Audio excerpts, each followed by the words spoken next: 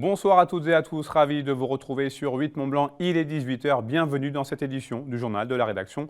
Nous sommes le jeudi 13 janvier 2022, au sommaire ce soir. Depuis le 1er janvier 2022, le groupe Vinci Airports est le nouveau gestionnaire de l'aéroport Annecy-Haute-Savoie-Mont-Blanc, propriété du département. Les nouveaux exploitants se sont fixés de nouvelles ambitions en matière de transition énergétique qui passeront par de nouveaux investissements.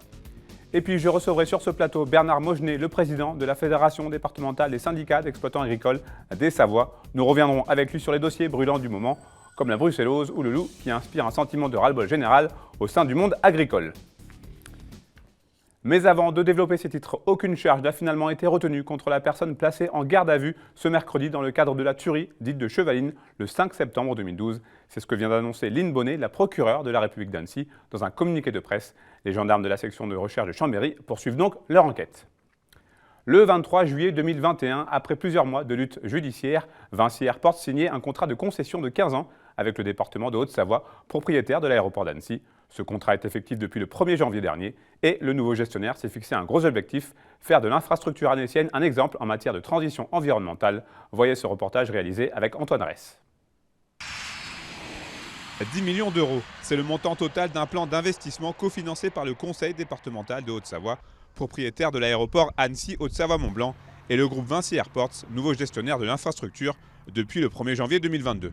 Au cœur de ce programme ambitieux, l'amélioration de la qualité de service et l'accompagnement à la transition énergétique. Sur les 2 premières années, ce sont 3 millions environ de travaux, de projets qui vont être réalisés pour améliorer la performance énergétique du terminal qui se trouve ici juste derrière nous, réaménager l'intérieur de ce terminal, refaire une partie des chaussées ici sur l'aéroport, le marquage. On va améliorer la gestion des déchets, installer des bacs de rétention d'eau de pluie. Ça s'inscrit dans la transition environnementale du groupe Vinci. L'aéroport d'Annecy est donc le 12e à rejoindre le groupe Vinci Airports.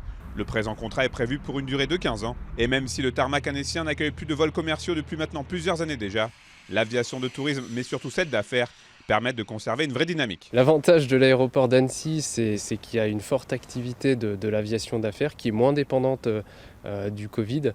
On l'a vu sur nos autres plateformes Vinci Airports, que en fait, le trafic aviation d'affaires se portait bien. Donc on est assez confiant pour l'aéroport d'Annecy. Le premier week-end donc, de la reprise a été assez chargé, tous les créneaux horaires étaient occupés.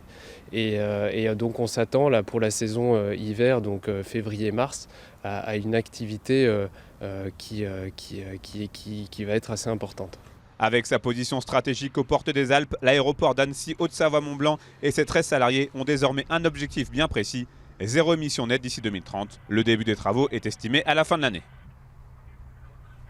Et puis toujours en matière d'environnement, un épisode de pollution de l'air est actuellement en cours en Haute-Savoie. La vallée de l'Arve est placée en vigilance jaune. La préfecture de Haute-Savoie fait savoir que les mesures spécifiques du plan de protection de l'atmosphère de la vallée de l'Arve sont toujours en vigueur. Social à présent, où le ras-le-bol se généralise. Le corps enseignant a été mobilisé ce jeudi pour faire entendre son désarroi.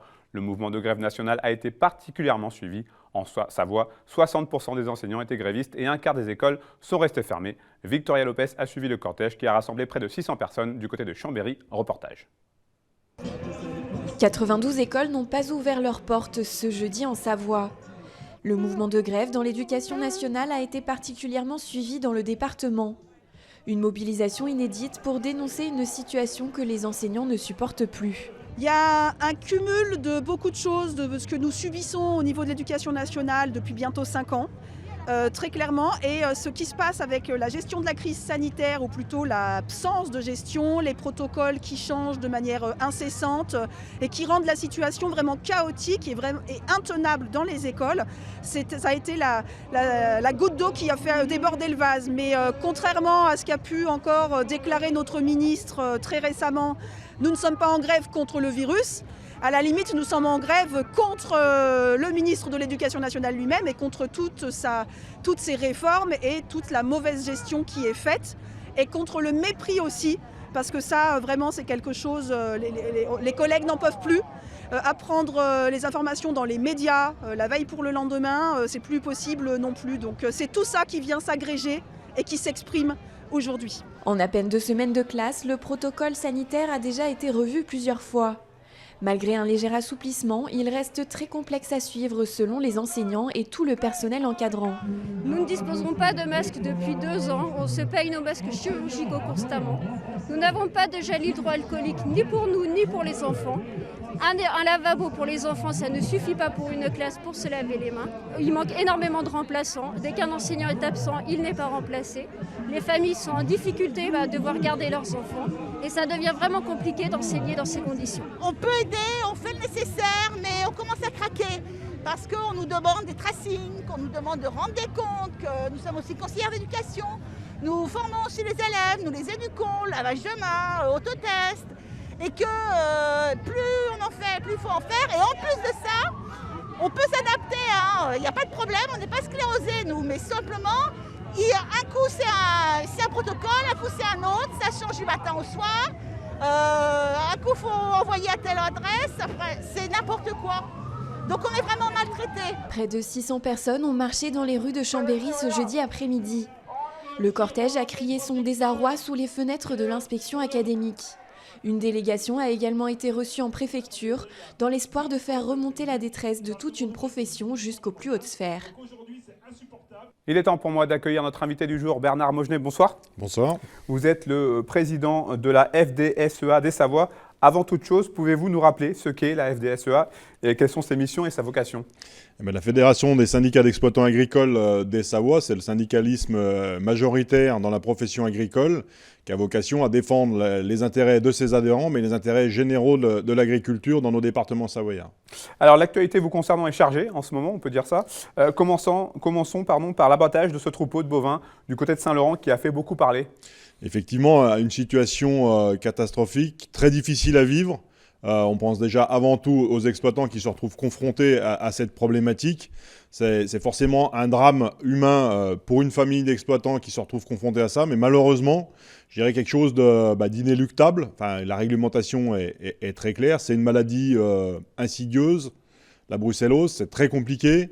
Et voilà, aussi cette problématique qui est issue d'une non-gestion de cette problématique de la brucellose, d'une gestion très imparfaite de la part de l'État depuis 10 ans maintenant.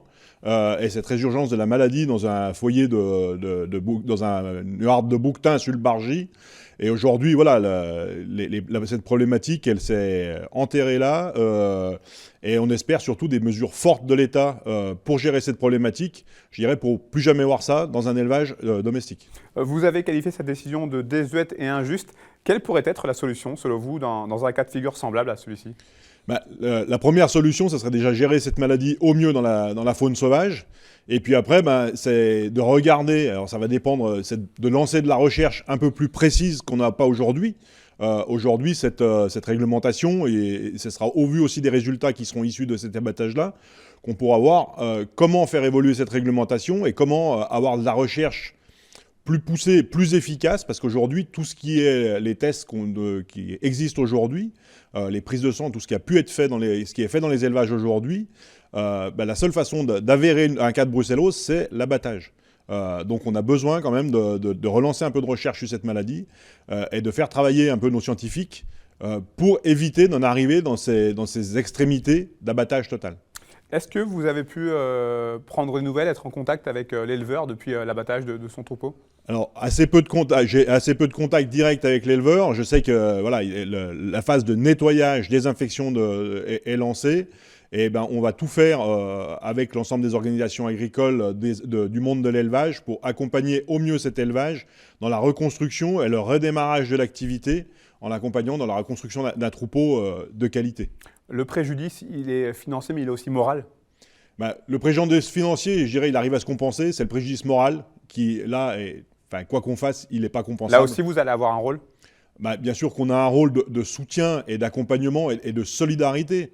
Parce qu'on est la majorité des éleveurs, des agriculteurs sur nos départements sont éleveurs, donc se rendre bien compte de ce que ça peut traduire dans une famille, ce drame-là. Donc là, bien sûr qu'on va l'accompagner.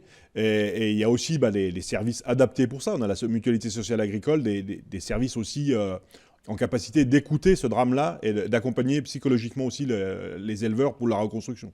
Alors Bernard Mogenet, l'autre gros sujet qui vous touche en ce moment, et même depuis un petit moment même, c'est le loup. Effectivement, le loup, problème récurrent depuis plus de 25 ans sur nos départements savoyards, beaucoup plus fortement sur la partie Savoie au départ et maintenant depuis quelques années une grosse recrudescence sur la partie Haute-Savoie. Pareil, je dirais qu'on reste dans un problématique de faune sauvage qui, quand elle est surprotégée, pose des problèmes. On a un problème de déséquilibre. Et aujourd'hui, les éleveurs, ils sont au bout du rouleau, ils sont à bout. On ne peut pas laisser les éleveurs dans cette situation et subir des attaques récurrentes sur nos élevages tout l'été, et même plus que tout l'été, je dirais. C'est quasiment toute l'année, à part quand ils sont en bâtiment.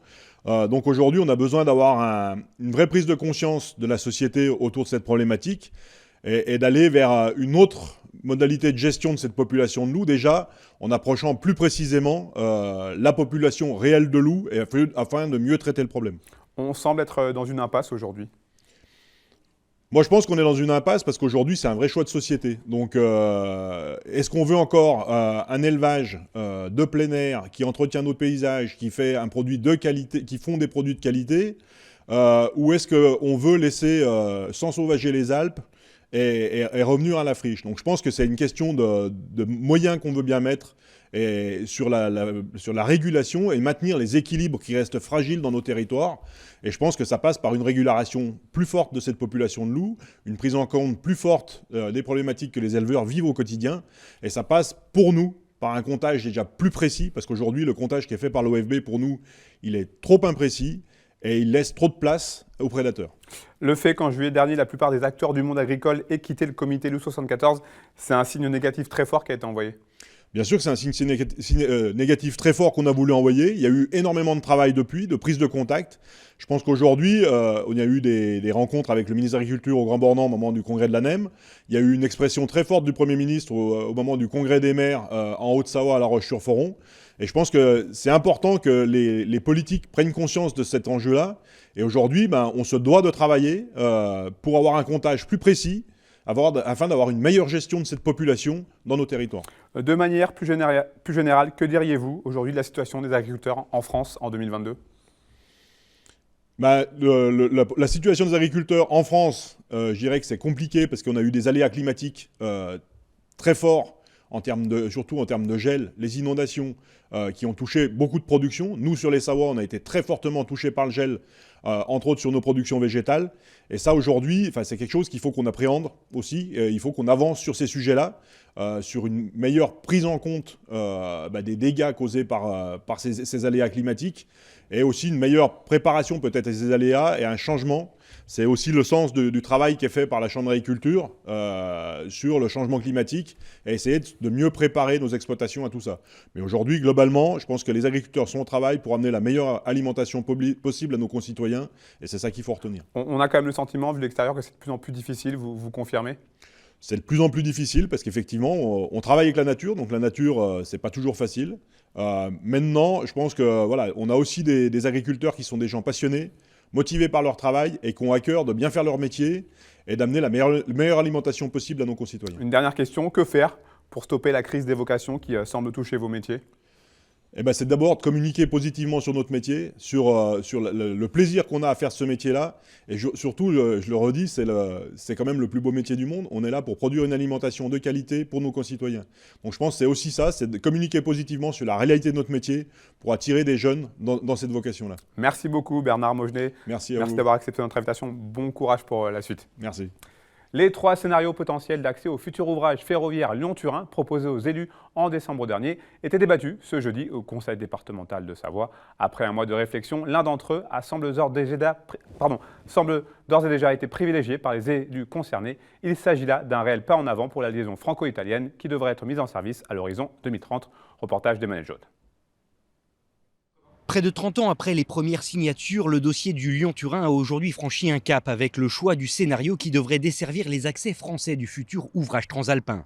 Aux options à dominante fret, de fret grand gabarit ou mixte, c'est donc le fret grand gabarit qui a donc été choisi par la majorité des élus locaux, même si des doutes demeurent pour certains décisionnaires. Aujourd'hui, la totalité des financements quasiment 86% des financements sont réunis. Donc plus rien ne s'oppose à la mise en œuvre de la DUP de 2013 qui a une durée de validité de 15 ans. Donc la priorité des priorités aujourd'hui, c'est de sécuriser juridiquement cette DUP parce que si on la fragilise juridiquement, eh bien on risque de perdre un temps infini et le tunnel de base ouvrira et on n'aura ni une solution ni une autre. Les enjeux sociétaux et environnementaux ont pris beaucoup plus de poids par rapport à 2013. Et je pense qu'il faut entendre ça. Et si on ne fait pas le scénario grand gabarit, on prend le choix, et on fait le choix, on prend le risque, d'avoir le fret qui va traverser durablement les agglomérations. Est-ce que c'est ça que les citoyens attendent? Je ne pense pas. Je pense que les citoyens attendent de la régularité dans les trains du quotidien, dans les TGV, et c'est ce qui permet le scénario grand gabarit. Voilà, ça donne cet air frais, entre guillemets, pour les trains du quotidien. Une décision plus qu'attendue de chaque côté de la frontière. En effet, de ce scénario vont découler de nombreux aménagements qui viendront finaliser le futur tunnel ferroviaire. C'est la première fois qu'on a vraiment à choisir. Depuis 30 ans, il y a toujours eu des déclarations d'intention au soutien global du projet. Donc il n'y avait pas trop de difficultés à obtenir le consensus. Là maintenant, et heureusement d'ailleurs, ça veut dire qu'on est à la veille de décisions importantes, j'allais dire on est dans le dur sur le choix de priorité dans les ouvrages à réaliser.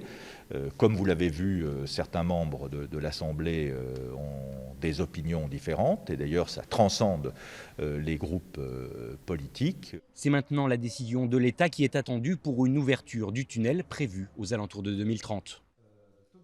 Un résultat de sport à vous donner avant de se quitter. En biathlon, Quentin Fillon-Maillet est décidément en très grande forme. Le leader du classement général de la Coupe du Monde a remporté ce jeudi le sprint de Ruppolding en Allemagne, déjà sa 4e victoire de la saison. Le Jurassien conforte ainsi sa première place du classement général devant Émilien Jacquelin. C'est la fin de cette édition. Merci à vous pour votre fidélité à Information sur 8 Mont-Blanc. Merci à toute l'équipe. Tout de suite, la météo présentée par Thierry Paulme. Place ensuite à Panorama. Il s'agit d'une rediffusion cette semaine de l'émission consacrée aux entreprises familiales. Et pour le 4e et dernier épisode, nous avons rencontré une mère et sa fille qui ont choisi de travailler ensemble au sein de leur broderie. Passez une très belle soirée, prenez soin de vous et de vos proches. On se retrouve vendredi pour le dernier JT de la semaine sur 8 Mont-Blanc.